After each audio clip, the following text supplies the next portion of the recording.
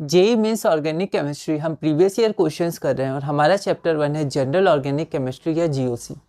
Topic 1 है हमारा nomenclature and classification. अगला क्वेश्चन है question number 36, number of compounds among the following which contain sulphur as hetero atom. ठीक है, तो यहाँ पर आपके पास 1 2 3 4 5 6 कंपाउंड्स दिए हैं और आपको बताना है इनमें से किन कंपाउंड्स में सल्फर एक हेट्रो एटम की तरह रहता है, मतलब इनमें से किस में सल्फर एटम प्रेजेंट है और इसका आपको नंबर लिखना है।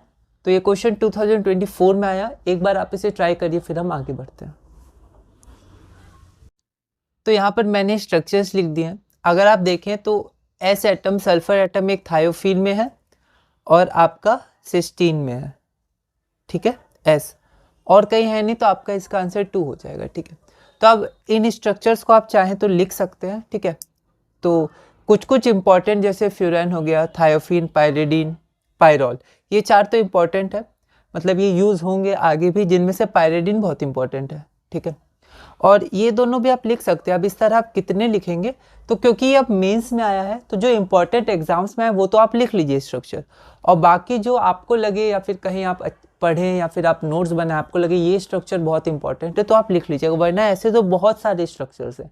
ठीक है, तो आप सब मत लिखिएगा, पर हाँ आप जब रीडिंग करिएगा तो आपको कुछ कुछ ध्यान में रहेगा। ठीक है, जैसे अब इसमें क्वेश्चन आ सकता था कि इसमें नाइट्रोजन हेटेरो एटम है। ठीक है, तो ऐसे आपको हर स्ट्रक्चर नहीं लिखना है, पर क्योंकि ये एग्जाम में अपने मेन एग्जाम में आया हुआ है तो ये स्ट्रक्चर्स तो आप लिख लीजिए, और बाकी जो आपको लगे या फिर आपको इम्पोर्टेंट लगे तो वो आप लिख सकते हैं। ठीक है, वरना बहुत ज़्यादा हम लोग को डिटेल में नहीं जाना है कि हर स्ट्रक्चर देखें।